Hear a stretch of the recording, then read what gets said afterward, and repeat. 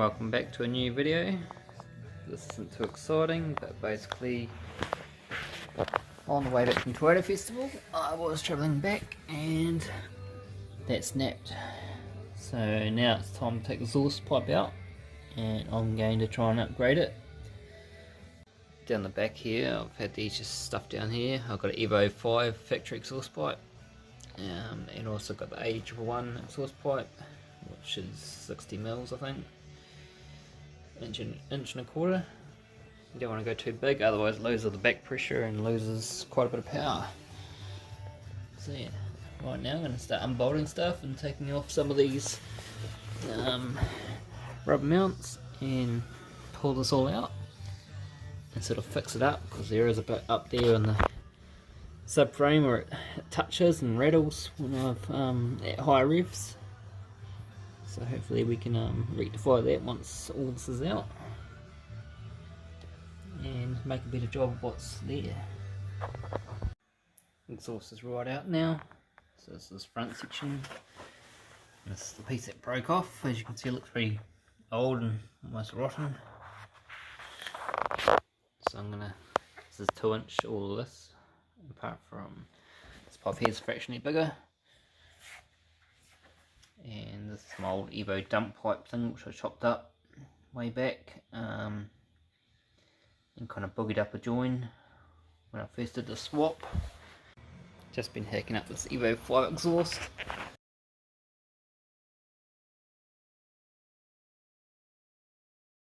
So I've actually just cut the flange off my original exhaust and mounted it up there, as you can see, with the vice grips on there. And this is an Evo 5 exhaust, which is 60 mils about, which is 1.25 inches. So I'm just marking up there so I can get a nice clean cut, so I can join up with a nice join. And then once that's mounted properly, there's some little rubber hangers there. I'm going to chop this bracket off here and weld it onto that exhaust there. And then I have to source out some bends up around that fuel tank, so it goes up over the subframe at the rear there. So that's going to be fun, but I'll just work on this bit for now.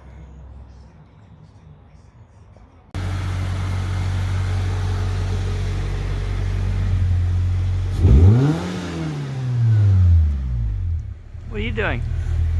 Driving your car. Driving my car.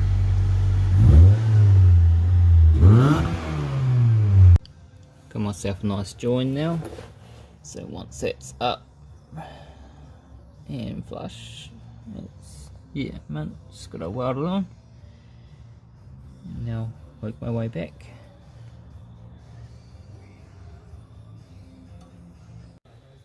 Exhaust is coming along nicely, so I just made up a couple of bends and tacked them together. Now in the Evo 5s I have this funny big flat area of sectional exhaust, which has actually worked quite well in this area. So it's quite wide, but it fits perfect because it gives a bit more clearance along the bottom there and fits up nice against the fuel tank and everything else that's along there, the handbrake lines. So now I'm about to start working on this back section, which cruises up over there over the subframe. Now previously it's always sort of rattled on that, sort of chatter away sometimes. So I'm hoping if I can get that right, it shouldn't chatter. And I don't know if you've seen my previous videos, it has some little vibration noise, high RPM. So hopefully that's one of the culprits, I should say. So down here is my rear muffler. So basically it's going to chop this horrible looking joint off and re-weld it with a 2.25 inch pipe. This is 2-inch, so it matches the rest of the exhaust. But the tricky thing is it's going to be getting that up over the subframe without touching it. So currently just been working on this piece, trying to get over the subframe. So the issue is the exhaust, if it focuses, has to come out there and then go vertically up and over. It's about the same size as the factory one, but slightly different mounting. So I've chopped the mount off actually, so I can remount it after. And I've just been making up this bit of a contraction of a pipe. Still with the old Evo 4, or Evo 5 exhaust I should say, same thing. So it's not the prettiest, but it's what's going to work to make it 2¼ inches over top. So I've got it like this, and it clears the subframe. I'm just going to trim the end up so it matches the exhaust a bit better, and then it's going to come over here, and I'm just going to make this piece up here to match up with a flange so I can easily pull this out. But yeah, there's not much room up there at all. Have that tight gap, so I'd hate to have like a 2.5 inch or attempt to do a 3 inch. That'd be pretty hard. So yeah, I've tried to do that to get a straight up and down angle, and then yeah, so it's not too bad. I'll just hammer it up and give it a bit of a weld. It's got the mounts tacked in place, just to hold up in place where it should be, so that when I join these two up here, they are in the correct spot. This one's just floating at the moment, so I just want to get in the right angle so everything sort of lines up correctly. Once I weld that piece onto the actual muffler at their end, and then meet up these two in the middle and put a flange in there. So that's the factory mount there. I've just cut off and put on, tacked it on there. Same with that centre one there. And I've got one more to weld onto the actual muffler at the back there.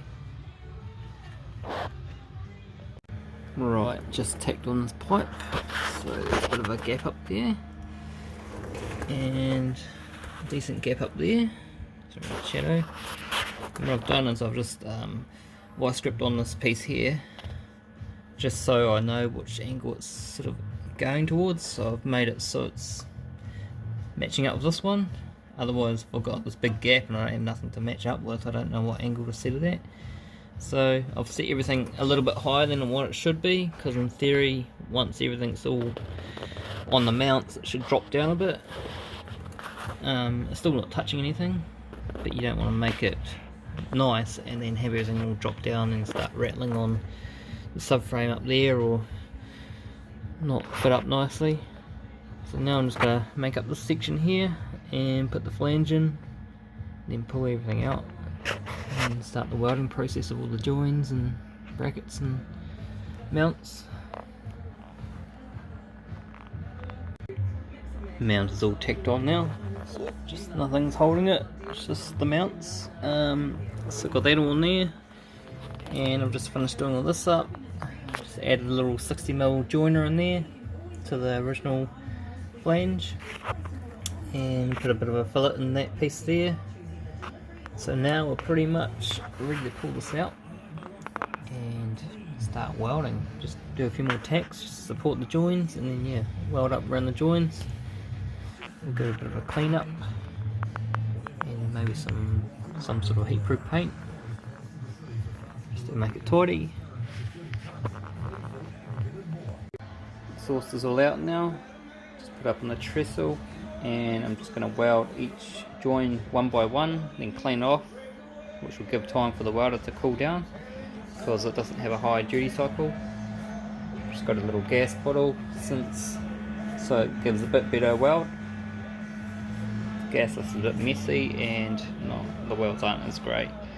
And there's the muffler, so just jump over this lead. That's the old piece of pipe, so you can see it's substantially smaller, so it's 2 inch versus 2¼ inch. So just got to weld up those joins on that too, and obviously the mounts.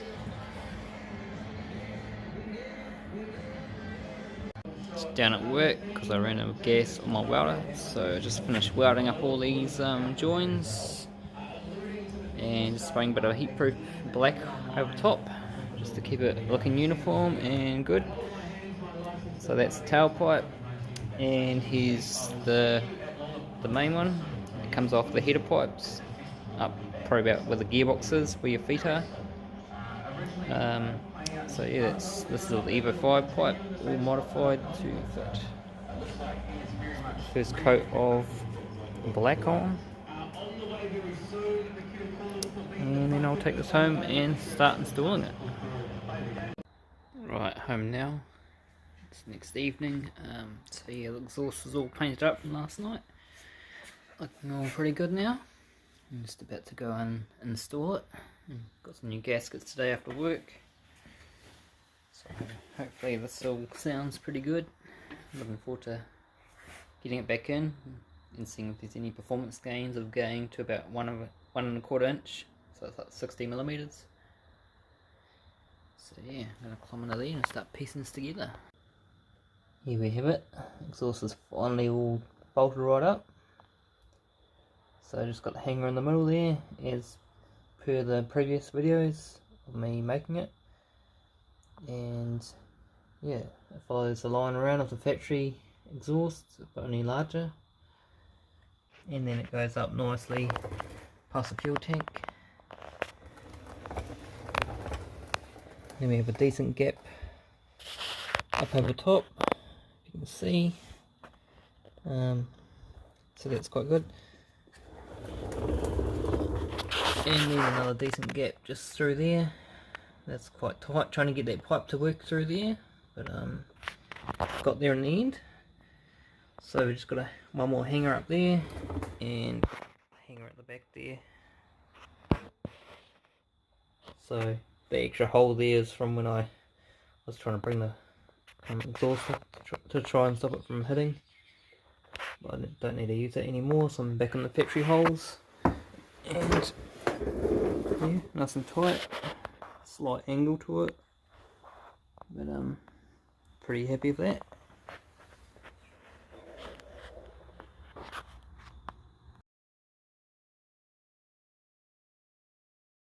Right, all the speedo's all out now, so we had to remove all the surround around there.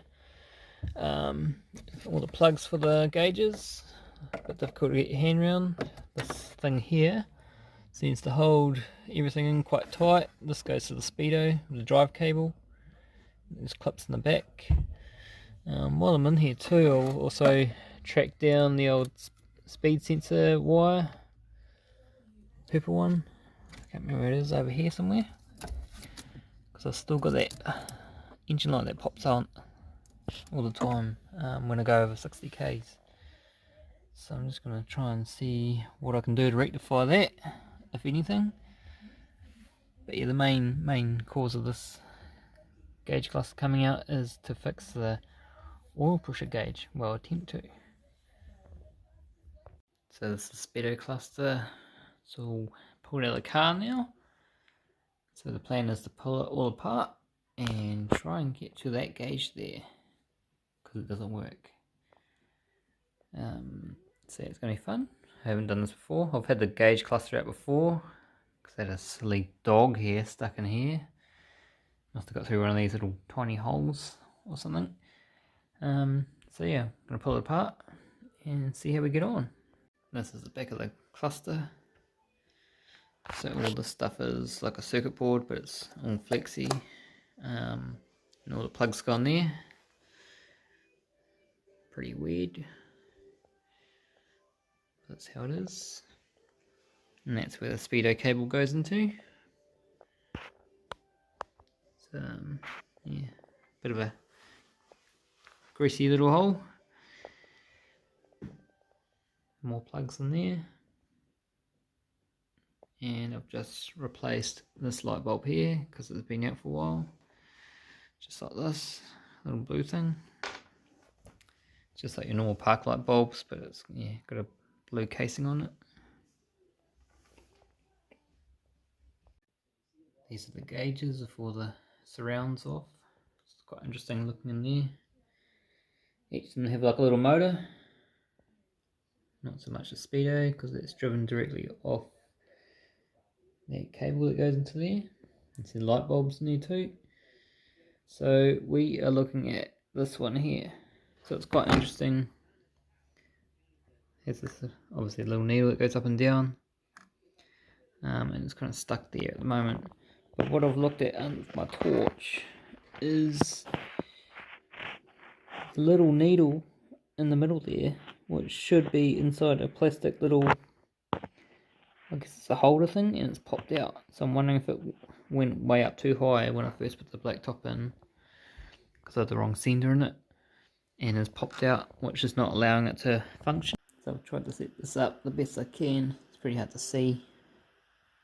So you can see when I turn the needle, that rod that's sticking out the side should be in the middle of that plastic thing.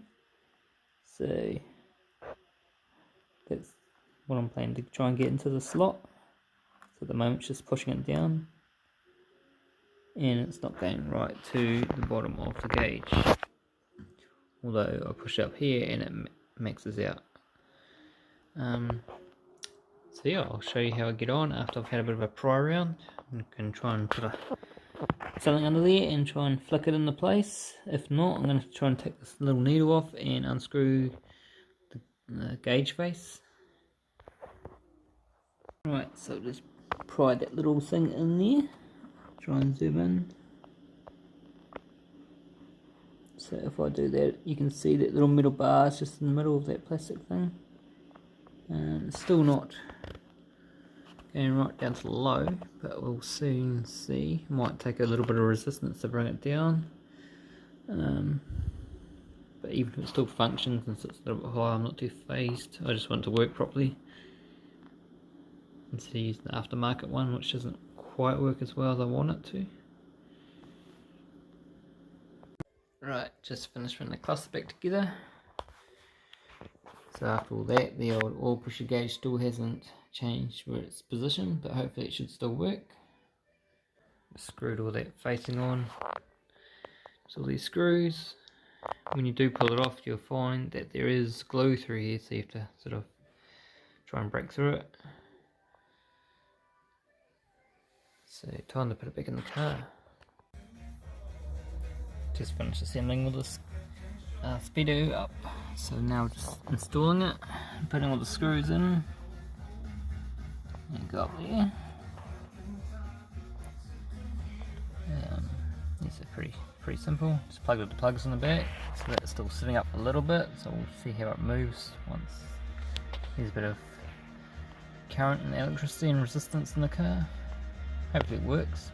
We'll just soon find out.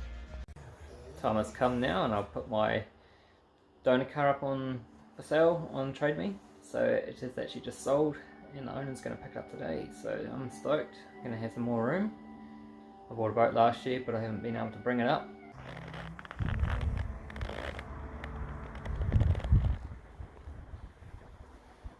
Looks a gem, beautiful guard. But yeah, put it up for $1 reserve, and someone's bought it, so they can do what they want with it, sell the parts or whatever they need to do. So now I'm going to have room down beside the shed. So I've got my gauge cluster all back in. The oil pressure still at the same height. And I've just finished doing the exhaust pipe that I've been working on, and I've taken it for a drive. I'm not too much of a fan of how loud it is. It's not too bad when it's idle like that, but when you're driving it's so drony and you can hardly hear the velocity sticks when you put your foot down. So I'll give you a bit of a start up. The oil pressure gauge does work. So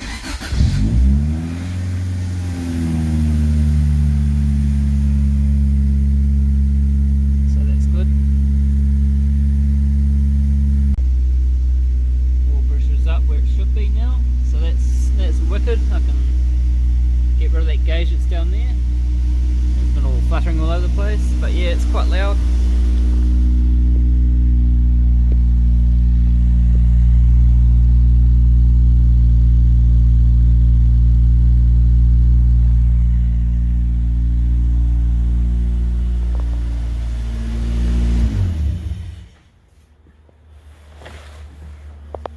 So the plan is to try and cut at the centre and put this pipe back in, which was originally in there, which is slightly bigger than the original 2-inch pipe, so it should still work quite well.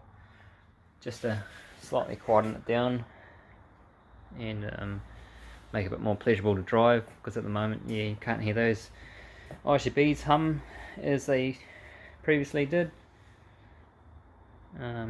Yeah, so this has got the white wheels on now. So the plan is the next month or so, hopefully, I can take it to work and start working on it. Got a full box of a full entire brand new, well, used wiring loom for the whole car. So it's a proper engine loom, dash loom, headlight loom for an AE86. So yeah, all this loom here is actually from a front wheel drive which someone has converted to make work in rear wheel drive.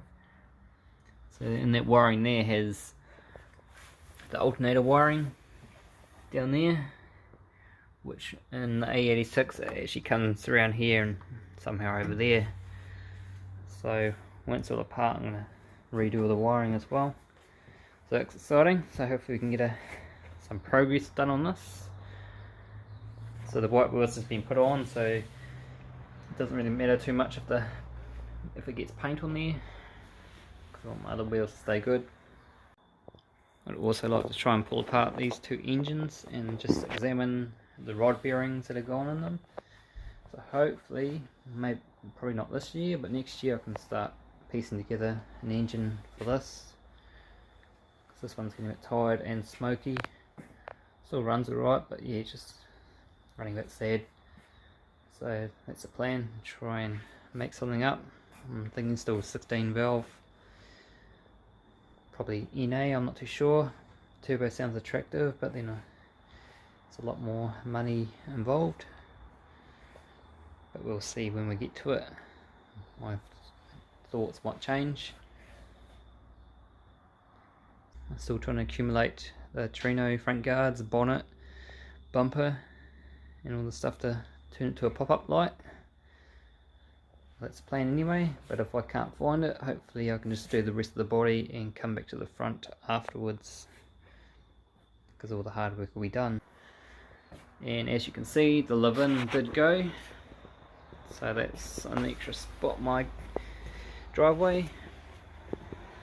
And I've just got the black AE101 out the side, just chilling.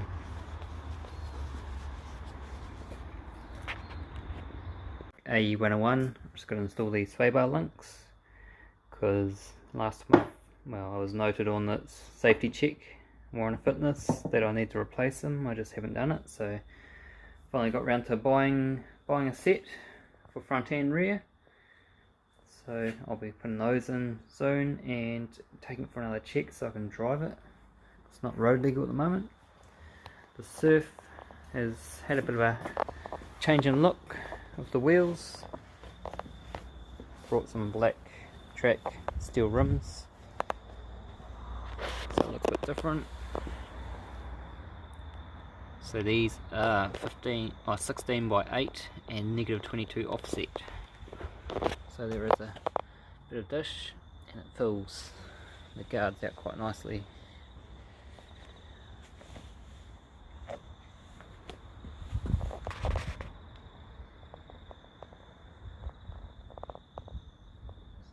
So that's pretty much it for this video. Not too sure when my next video will be. I've just been busy attending 3 weddings and a stag do over the last month and a half. So hopefully the next video I can get into this white thing. Also got a new VVT pulley to go in here because this one's still ticking. But yeah, winter's coming up, so everything's going to be on the go slow. So until then, we'll see you when we see you.